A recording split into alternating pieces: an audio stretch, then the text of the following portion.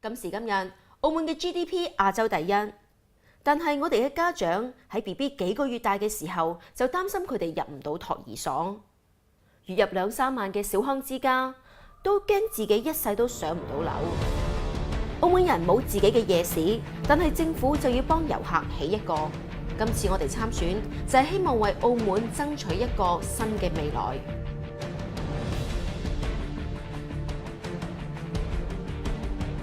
澳門唔只係用嚟做生意同埋返工嘅地方，佢係你同我嘅家。澳門人應該有負擔得起嘅居所。文化藝術要成為公民權利嘅一部分，更加可以成為澳門未來城市發展嘅重要動力。We should build this city with our history and our values. I want my daughters to grow up in a better Macau. 我希望澳門有真正嘅無障礙設施，消除歧視嘅工作環境，令人信賴嘅醫療制度。如果咁，殘疾人士係可以獨立生活嘅。我希望我哋可以放心咁將我哋嘅下一代交俾呢個社會，因為呢度嘅教育制度係值得我哋信賴嘅。我哋要睇得到嘅公平同埋正義，無論富或者貧，健康或者傷殘，都可以喺澳門成就個人嘅理想。未來嘅澳門需要你同我一齊爭氣。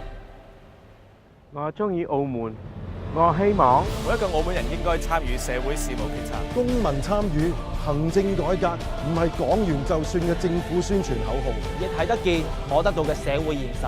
我哋要民主法治，而要小圈子政治，投出心中一票，決定澳門未來。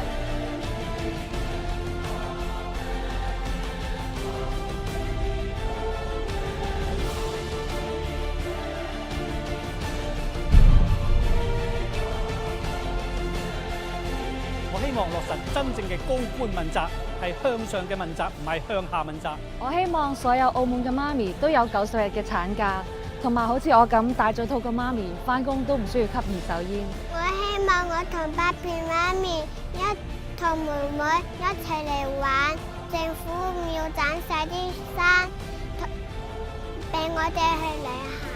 我希望年青人就算一時跌倒，都有機會起身，從頭嚟過。我希望馬上立法保護動物，平等尊重所有生命。我希望藝術家唔使離鄉別井，喺澳門都可以揾到我哋嘅一片天。